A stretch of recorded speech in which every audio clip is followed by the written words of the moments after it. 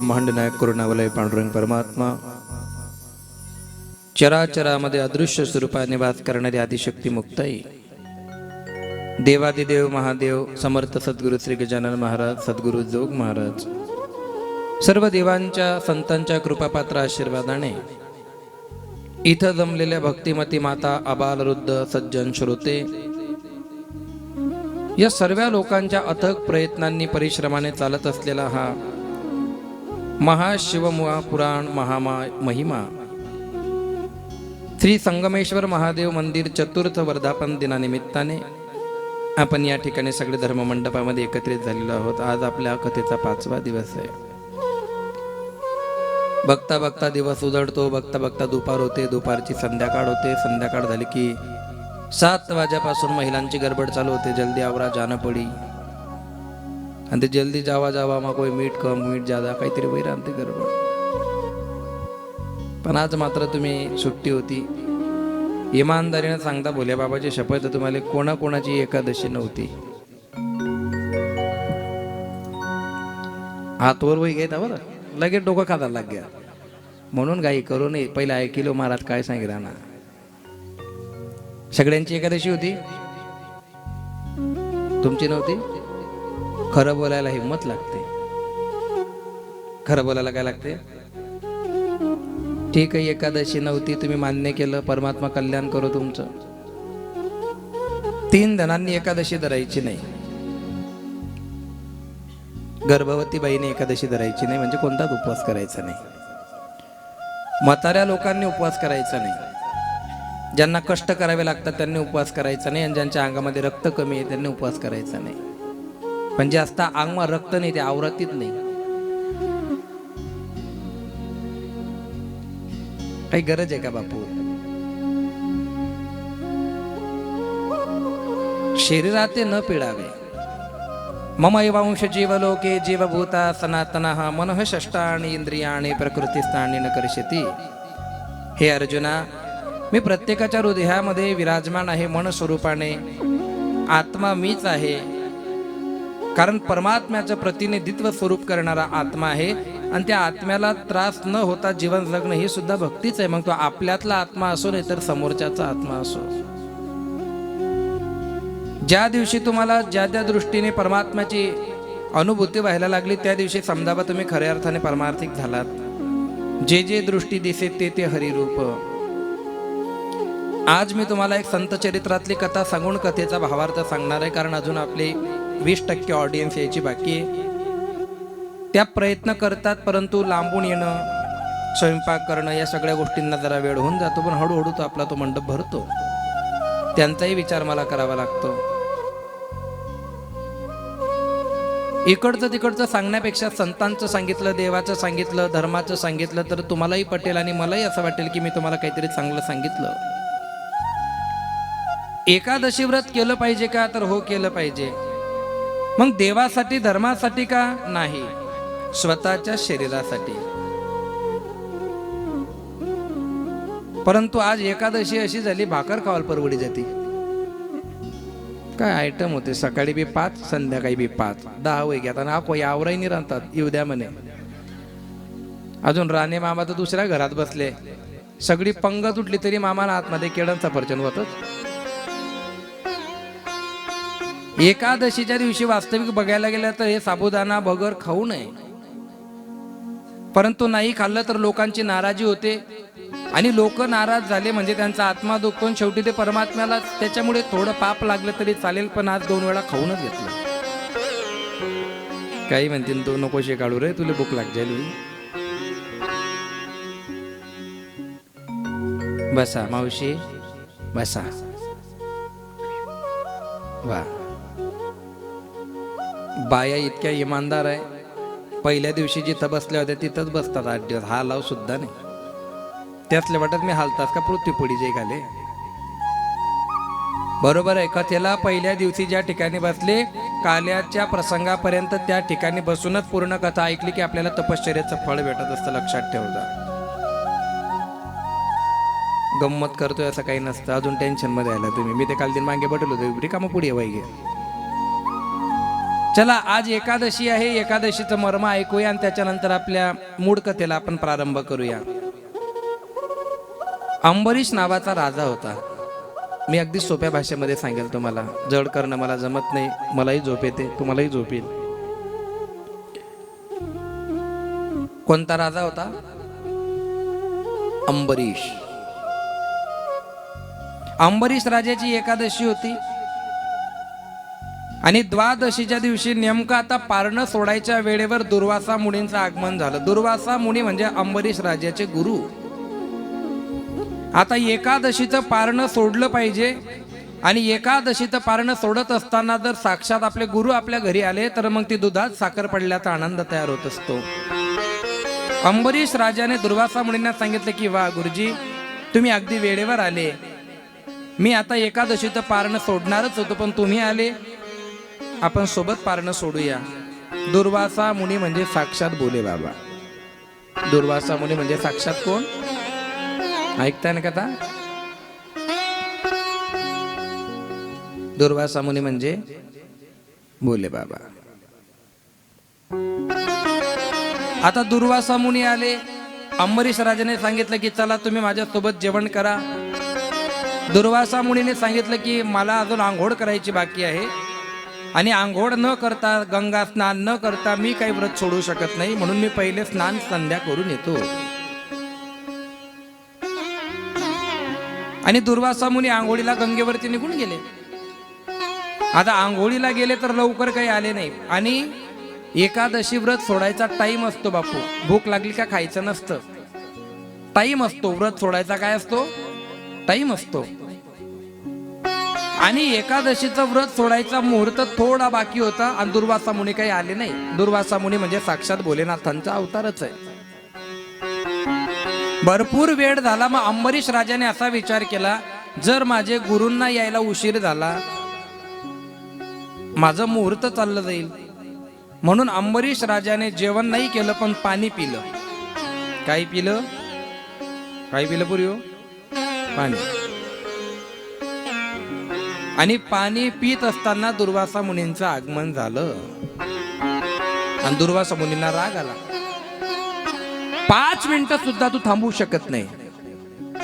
अंबरीश राजाने सांगितलं, गुरुजी मी तुमची खूप वेळ वाट बघितली, पण मुहूर्त चालला होता, एकादशी व्रत सोडायचा टाइम झाला होता, म्हणून मी जेवण नाही केलं, मी फक्त पाणी पिलं.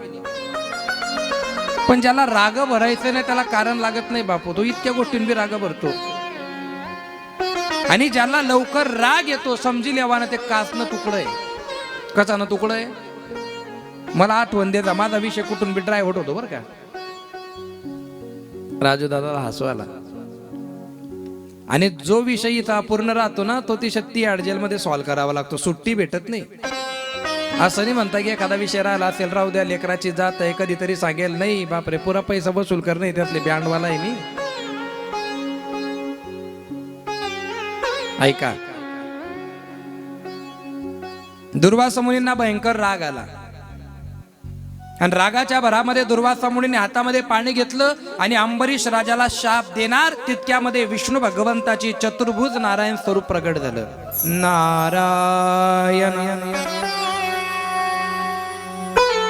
सुदर्शन हातामध्ये आहे. आणि दुर्वासा मुनींना विष्णू भगवंत बोलायला लागले की चुकी तुमची आहे आणि चुकी ही चुकी असते. कोणी लहान असो, कोणी मोठं असो, फरक पडत नाही. चुकी चुकी असते. लहानाने करो, मोठ्याने करो, त्याच्यामध्ये एक्सक्यूज द्यायचं नसतं. चुकी चुकी आहे. पण इथं उलट आहे.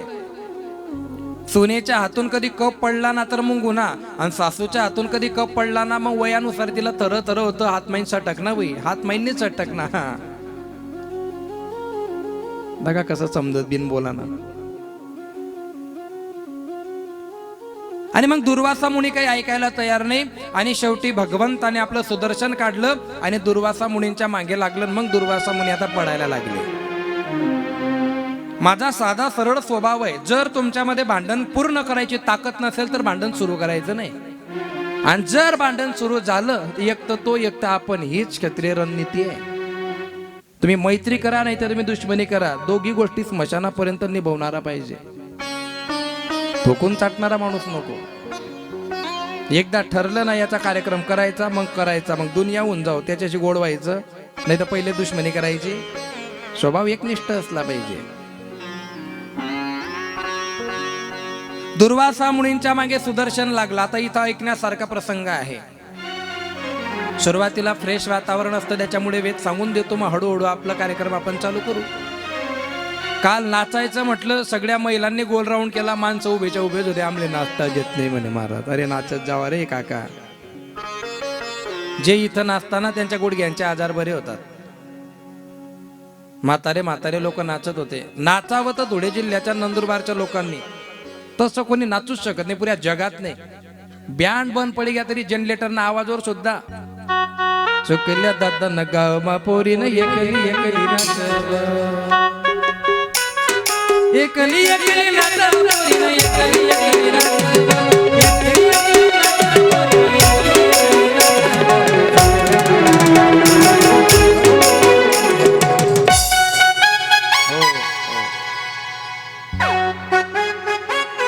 दाबी सण खायले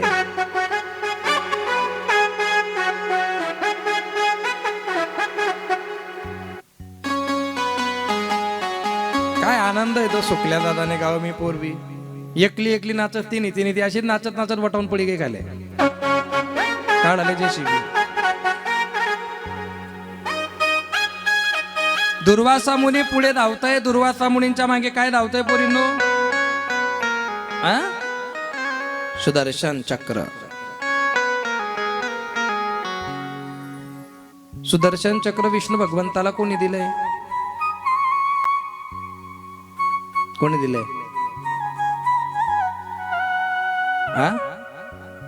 महादेवाने. बर, विष्णू भगवंताला सुदर्शन दिलेलं आहे महादेवाने, बरोबर आहे. आणि सुदर्शन ज्याच्या मागे लागलं तो दुर्वासा मुनी कोण आहे? समजतंय का आता? कथा आता एंट्री चालू झाली का त्याची, ही समजली पाहिजे. एकदम शांततेत ऐकता तुम्ही, आनंद आहे. आज आपल्या कथेला आमच्या भागातून चैतालीताई आलेले आहे. त्यांचं एकदा टाळ्या वाजून स्वागत करून द्या. लांबून आल्या त्या, काही आटेनाटे घरणा बाहेर निघे राहणार. आम्हाला का नाही त्या मातीची ॲलर्जी आहे महाराज. अरे मातीतच जा शिरणार आहे.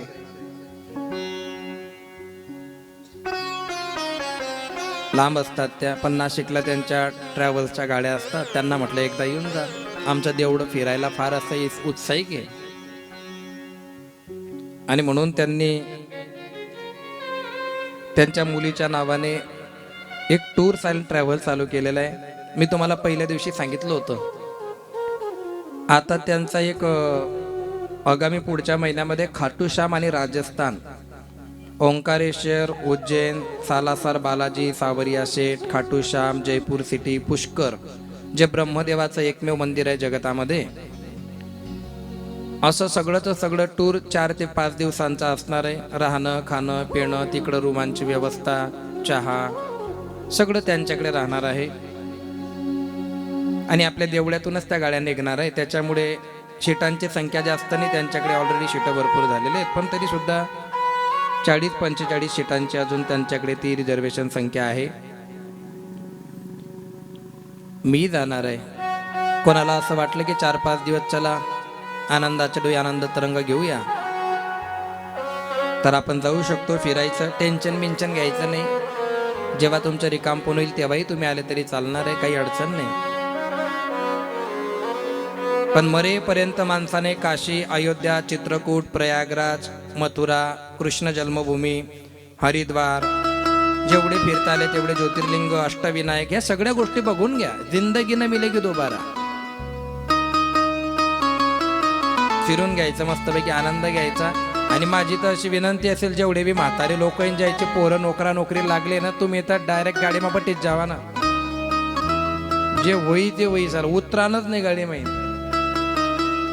नाही. माझ्याशिवाय का नाही महाराज माझा नातू राहत नाही का रे? रातले जर तुला अटॅक येसन तू मरी घ्या, तिथून नातू काय करी? घन गोत्र मित्र परिवार, हा माझा तो माझा, याला काय वाटेल त्याला काय वाटेल. अरे याच्यातच जगणं राहून जातं. कधीतरी पंढरपूरला जा, कधीतरी आळंदीला जा, कधीतरी देहूला जा, त्या तुकोबारांचा त्याग बघा. माऊली ज्ञानोबारायांची समाधी बघा, आदिशक्ती मुक्ताबाईचं स्थान बघा, गजानन महाराजांचं. अहो हे जीवन आहे. साडूच्या घरी किती बी दिवस राहा, या हिच्या घरी किती बी दिवस राहा, बहिणीच्या घरी किती बी दिवस राहा, पण एक दिवस त्यांना तुमचा कंटाळा येणार आहे. पण परमात्म्याला मात्र कधी तुमचा कंटाळा येणार नाही, कारण तो तुमचा खरा रखवाला आहे. पण हे तुमच्या लेट लक्षात येते, फार लेट लक्षात येते. आणि एकदम वय होऊन जातं, हातपाय काम करत नाही. मग म्हणता महाराज आम्हाला घेऊन जाणार का? तू घर बटता त्या, तू रोग देऊ नको त्यामले. जवय सकळ सिद्ध आहे, हात चालावया पाय, तव तू आपुले स्वहित पाहे, तीर्थयात्रे जाय चुकू नको. हातपाय काम करताना तोपर्यंत फिरून घ्या. मला संध्याकाळी काही माता भगिनी भेटल्या, त्या म्हणे महाराज आम्ही शेगाव जाणार आहे. बिलकुल जा मावशी, एकदम टेन्शन नाही घ्यायचं. गजानन महाराज म्हणजे गजानन महाराज, जय गजानन कर दे आनंद, टेन्शनच नाही घ्यायचं. खाटू श्याम बद्दलचा ट्रेंड फार तयार झाला सध्या बरं का. चांगली गोष्ट आहे, पण मला एका गोष्टीचं वाईट काय वाटतं, ट्रेंड नुसार भक्ती करू नका. ट्रेंड नुसार भक्ती करू नका. आमचे जगद्गुरु तुकाराम महाराज महादेवाच्याही मंदिरात गेले तरी विठ्ठलालाच बघत होते, कृष्णाच्या मंदिरात गेले तरी विठ्ठलालाच बघत होते. एक देव कोणताही करा, एक देव तुम्हाला पटेल तो करा. तुम्हाला महिषासूर पटस होई ते महिषासूर करा, पण एकच करा. पण एक देव असला पाहिजे, एक तत्व असलं पाहिजे, एक गले गले नाही. खाटू श्याम कोण होता हे ज्यांना माहिती नाही त्या बी तटे, आणि तटे जायचं रील. ओ श्यामाजा, ओ श्यामाजा, तीन बाण के धारे, तीन बाण चलाओ ना, मुश्किल में रात तेरा बदलिया. तीन बाण के धारे, तीन बाण चलाओ ना, मुश्किल में रात तेरा बदलिया. तीन बाण के धारे, तीन बाण चलाओ ना, मुश्किल में रात तेरा बदलिया.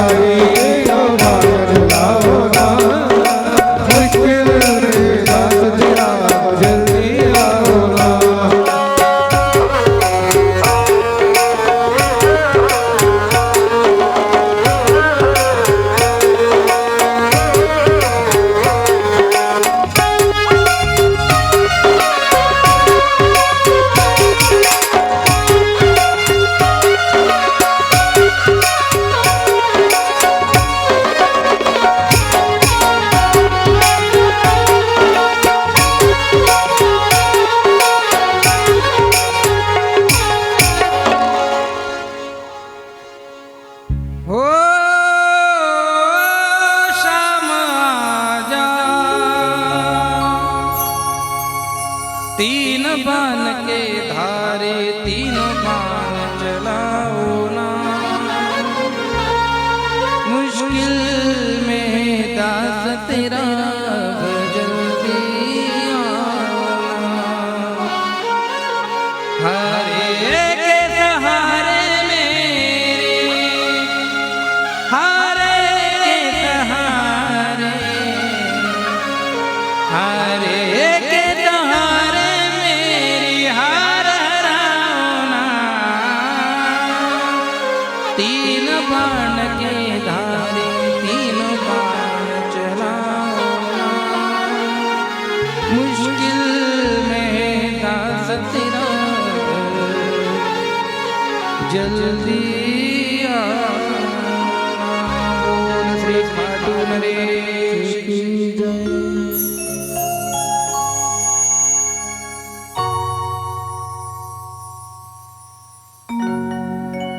काय चालू होतं पूर्वी आपलं? वा, कोणाच्या मागे लागला? दुर्वासा मुनीच्या. ज्याच्या मागे लागला तो बी बोले बाबा, आणि जे मागे लागलं ते बी बोले बाबाने दिलेलं. लक्ष देऊन ऐकत जा. तुम्ही भविष्य आहे भारताचं. तुम्ही काय भविष्य? कशाचं भविष्य आहे तुम्ही? भारताचं. कंडक्टर कोण आहे एसटी मध्ये आता? बाई. पेट्रोल पंपवर बाई. पंचायत समितीत नाशिकची महापौर, आपल्या देशाची राष्ट्रपती बाई ना. कथेला सर्वात जास्त संख्या कोणाची? आग लावा मग पुढे कोण? मामले वाटीज रांत तू बरोबर खोट आहे, खोट आहे नका त्या नाही म्हणणार. इथला इमानदार बाई अख्खा जगमा ब्रह्मांडामा नाही येत. खरं बोलाल काय हरकत आहे महाराज? बरोबर आहे, एक नंबर. मी विनोद वाचला होता, तो विनोद आहे बरं का, माफ करता, विनोद आहे तो. माझं सगळीकडे लक्ष आहे. जो एक भाग भरायचा आहे तो भरला म्हणजे बिचाऱ्यांची कथा मीच होणार नाही. याच्यासाठीच मी हा मुद्दा मांडून जातोय एका मिनिटामध्ये. दुर्वासा मुनींच्या मागे लागलेलं सुदर्शन हे भोलेनाथांनी दिलेलं आहे, आणि साक्षात दुर्वासा महर्षी हे सुद्धा भोलेनाथांचेच अवतार आहे. मग जेव्हा सुदर्शन त्या दुर्वासा मुनींच्या मागे लागलं तेव्हा मध्यस्थी प्रगट झाले. ओम नमः शिवाय. सुदर्शनाला थांबवलं. थांब, अरे हे दुर्वासा मुनी साक्षात माझं रूप आहे, तू याला मारू नको. तेव्हा सुदर्शन म्हणतंय की हे भोलेनाथ, हे सुदर्शन तुम्ही मला दिलंय, आणि या सुदर्शनाचा वापर तुम्ही मला सांगितलंय, जिथं जिथं अन्याय होईल तिथं तिथं सुदर्शन चालेल. बरोबर आहे,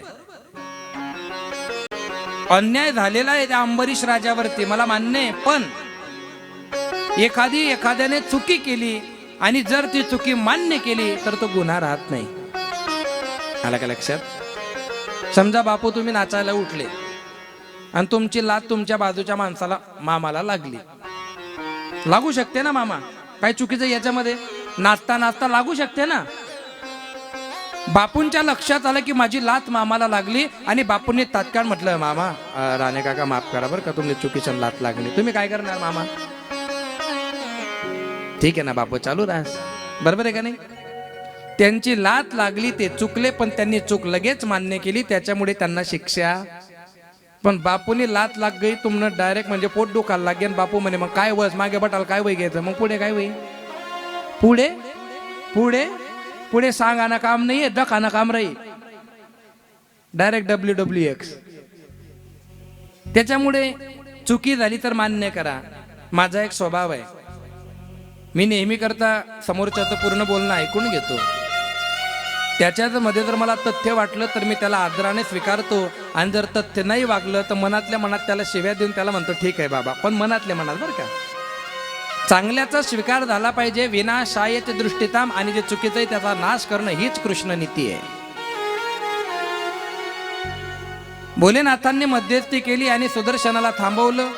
दुर्वासा महर्षींना पश्चाताप झाला की मी चुकलो, मला उशीर झाला म्हणून अंबरीश राजाने पाणी पिलं.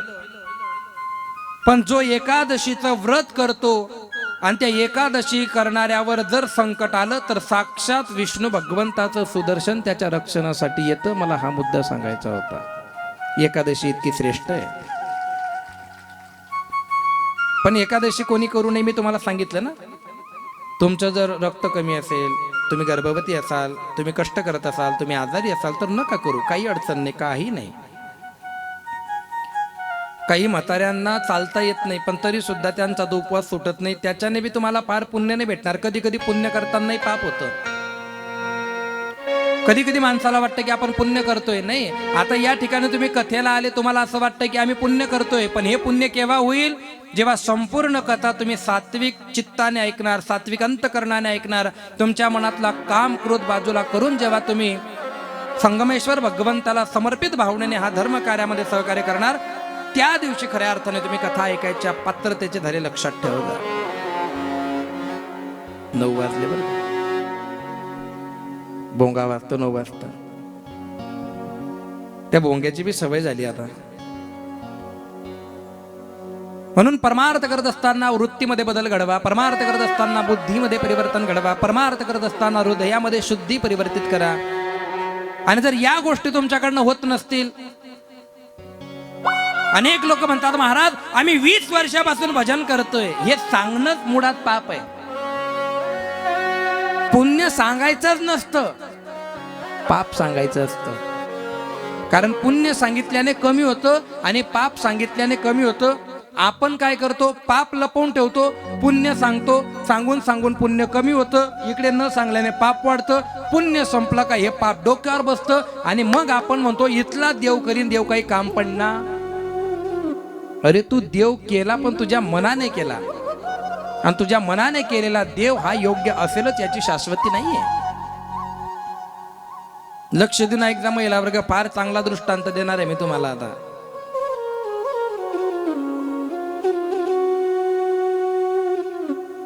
स्वर्गामध्ये फार मोठं फंक्शन होतं. कसलं होतं आपल्याला माहिती नाही, पत्रिका नव्हती. इथं बसलेल्यांपैकी किती महिलांची इच्छा आहे की महाराज आम्हाला तुमच्या सोबत स्वर्गात या वाटतं? हात वर करा बरं. म्हाताऱ्या बाया हात वर करताय. स्वर्गात येणार तुम्ही? हो, याला म्हणतात प्रेम. स्वर्गात तर स्वर्गात महाराज. आणि मी जर तुम्हाला गाडीत बसून पाठवून दिलं तर जाणार का तुमच्या? नाही. म्हणजे तुले मार निघाल पहिले मग हो म्हणा. चांगलंय चांगलंय मावशी, खूप खूप धन्यवाद. मला वाटलं मनावर प्रेम आहे का? तू मनावर प्रेम नाही, तू पहिले मर. स्वर्ग सर्वांना आवडतो पण मरायचं कोणालाच नाहीये. मी एकादशीचं महत्व सांगतोय कारण आज एकादशी आहे. एकादशीच्या वेळेस त्या स्वर्गामध्ये मस्तपैकी सजावट चाललेली होती. सजावटीखाली मृत्यू लोकामध्ये इंद्रदेवाचं विमान आलं फुलं घेण्यासाठी. फुलं घेण्यासाठी विमान आलं. त्यांनी फुलं विमानामध्ये टाकले. विमान काही चालू होत नव्हतं. सध्या विमान बिघाडायचे दिवस फार चालू झाले. कोण बी विमान कुठे बी घुशी ना. ते विमान काही चालू होत नव्हतं देवतांचं. त्या देवतांनी वर कॉन्टॅक्ट केला इंद्रदेवाशी, इंद्रदेवाने कॉन्टॅक्ट केला ब्रह्मदेवाशी, ब्रह्मदेवाने कॉन्टॅक्ट केला भगवंत विष्णूशी.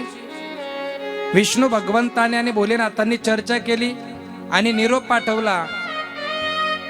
ते विमान आता चालू होणार नाही. त्या विमानाला त्या गावामध्ये जर कोणी एकादशी नियमाने केलेली असेल, त्या व्यक्तीचा जर स्पर्श लागला तर ते विमान चालू होईल. देवांना वाटलं एवढं मोठं गाव आहे, कोणाची ना कोणाची एकादशी असेलच. येणाऱ्या जाणाऱ्या प्रत्येक माणसाला त्या देवांनी विचारलं का रे बाबा एकादशी आहे का? म्हणे नाही. एकादशी आहे का? नाही. संपूर्ण गाव शोधून काढलं पण कोणाचीच एकादशी नाही. पण एक तुमच्याकडे पूर्वीच्या काळी डॉक्टर वगैरे नसायचे तर जी डिलिव्हरी करायची त्या बाईला काय म्हणायचे? दाई, ताई, दाई. समजी घ्या तुमले सांग नव्हतं मला ते. तुमले समजी घे ना, जाऊ द्या. ती बाई डिलिव्हरी करून आली. तिच्या हाताला रक्त तसंच होतं.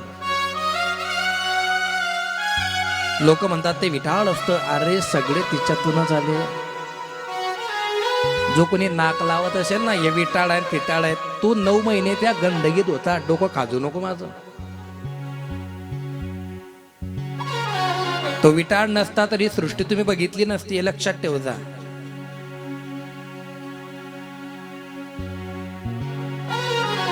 त्या बाईकडे बघितलं या देवतांनी. त्या एका देवाने सांगितलं, का रे या बाईला विचारायचं का? त्या देवाने सांगितलं, तू पागल आहे का? तिचे हात बघ, तिचे पाय बघ, तिनं कपडा बघ, तिनं तोंड बघ. ते कोणत्या अँगलने तुला वाटते की एकादशी धरेल? चांगल्या चांगल्यांनी धरलेली नाहीये, ती कशाला धरणार आहे? विचारायला काय अडचण आहे? प्रयत्न करत राहा. अगर तुम किसी चीज को पूरी शिद्दत से चाहो तो पूरी कायनात लग जाती है उसे तुम्हें. हे बरं पाठ आहे तुमचे. देवाने त्या म्हातारीला थांबवलं. आजी एकादशी आहे का तुमची?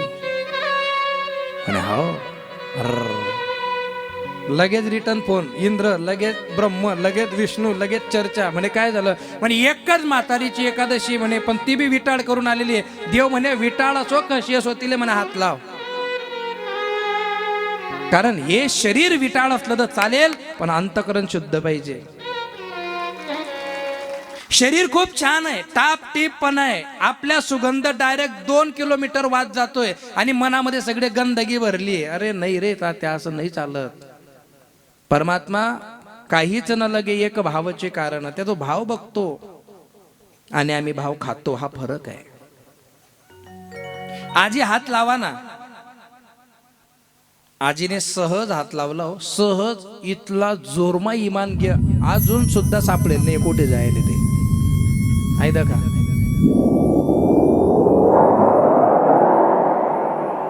डायरेक्ट गायब होई गे म्हणतात. मला सांगायचं एक आहे की जेव्हा तुम्ही व्रत करता, जेव्हा तुम्ही तपश्चर्या करता, तेव्हा तुमचं अंतकरण पवित्र होतं आणि त्या पवित्र झालेल्या अंतकरणामध्ये साक्षात परमात्मा विराजमान होतो. म्हणून पहिले अंतकरण शुद्ध करा. शेजारच्यांशी संबंध चांगले ठेवा, नातेवाईकांशी संबंध चांगले ठेवा, घरामध्ये लक्ष्मीसारखा वास ठेवा. ज्याचं मन शांत झालं ना, तो व्यक्ती जीवनामध्ये कुठं दुखी होऊ शकत नाही. ठेविले अनंत तैसेची राहावे. आणि जर तुमचं मन तुमच्या ताब्यात नसेल तर मग कबीर महाराज खूप गोड म्हणतात. हरी जो देखे सो दुखिया सुखिया कोई नहीं रे. जो देखे सो दुखिया सुखिया कोई नहीं रे. जो देखे तो सुखिया बाबा, सुखिया कोई नहीं रे. जो देखे तो सुखिया बाबा, सुखिया कोई नहीं रे. राजा दुखिया प्रजा दुखिया, दुखिया घर बैरागी रे. राजा दुखिया प्रजा दुखिया, दुखिया घर मेरा हीरा. ब्रह्मा दुखिया विष्णु दुखिया, जिनने सृष्टि कमाई रे. ब्रह्मा दुखिया विष्णु दुखिया, गिरि सृष्टि कमाई रा. कहत रविरा ओ नहीं दुखिया,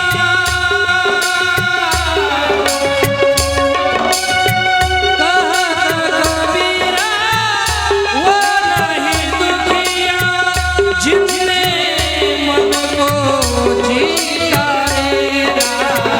जो देखे दुखिया बाबा सुखिया कोई नहीं रे जो दीजिए तो दुखिया बाबा सुखिया कोई नहीं रे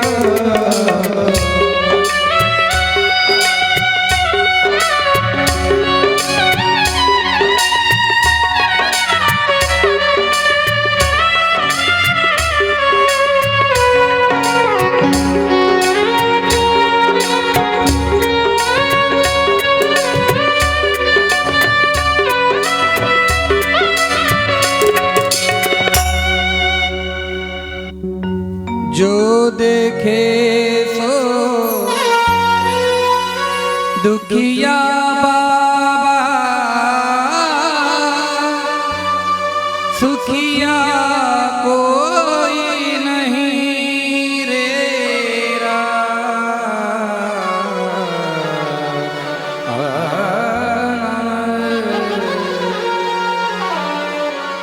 चला आता आपल्या शिव महापुराण महिमा कथेला मी प्रारंभ करतोय. मग आतापर्यंत काय होतं, आता एकादशीचं महात्म्य आपण ऐकलं, कारण आज एकादशी आहे. महात्म्य समजल्याशिवाय लोकांना त्याचं फळ कसं कळेल.